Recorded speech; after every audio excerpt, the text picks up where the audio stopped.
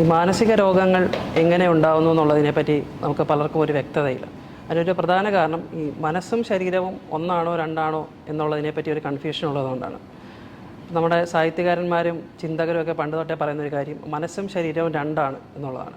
എന്നാൽ ഇന്നത്തെ മോഡേൺ സയൻസിൽ നമുക്ക് വ്യക്തമായിട്ട് അറിയാവുന്നൊരു കാര്യമാണ് മനസ്സും ശരീരവും രണ്ടല്ല, ഒന്നാണ്.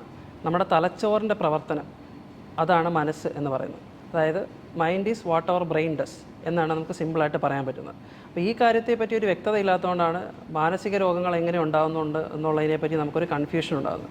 ഇപ്പോൾ ശാരീരിക രോഗങ്ങൾ എങ്ങനെ ഉണ്ടാകുന്നു ഉള്ളതിനെപ്പറ്റി ആളുകൾക്ക് കുറച്ചുകൂടി ഒരു ധാരണയുണ്ട്. അതുകൊണ്ട് അങ്ങനത്തെ പ്രശ്നങ്ങൾ വന്നു കഴിഞ്ഞാൽ തീർച്ചയായും നമ്മളിപ്പോൾ ആധുനിക ചികിത്സയ്ക്കേ പോകാറുള്ളൂ. എന്നാൽ ഈ മാനസിക രോഗങ്ങൾ ഉണ്ടാകുന്നതിന് മറ്റെന്തോ കാരണങ്ങളൊക്കെയാണ് പലപ്പോഴും ആളുകൾ പറയാറുള്ളത്.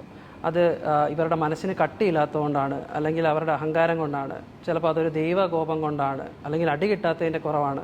ഇങ്ങനെയുള്ള ഓരോ കാരണങ്ങളാണ് ഈ മാനസിക രോഗങ്ങൾക്ക് ഉണ്ടാകുന്നത് എന്നാണ് ആളുകൾ പൊതുവെ പറയാറ്.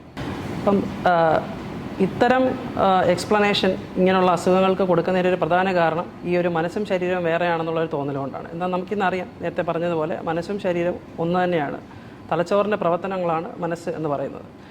അപ്പോൾ നമ്മുടെ തലച്ചോറിലെ ഓരോ സർക്യൂട്ടുകളും അതിനകത്ത് പ്രവർത്തിക്കുന്ന രാസഘടകങ്ങളുമാണ് നിയന്ത്രിക്കുന്നത് നമ്മൾക്ക് ഏതളവിൽ സന്തോഷം തോന്നണം, ഏതളവിൽ സങ്കടം തോന്നണം, എത്രത്തോളം ഉത്കണ്ഠ നമുക്കുണ്ടാവണം, നമ്മൾ ഏതൊക്കെ രീതിയിൽ ചിന്തിക്കണം എന്ന് തീരുമാനിക്കുന്നത് നമ്മളുടെ തലച്ചോറിലെ ഈ സർക്യൂട്ടുകളും അതിൽ പ്രവർത്തിക്കുന്ന രാസഘടകങ്ങളുമാണ്.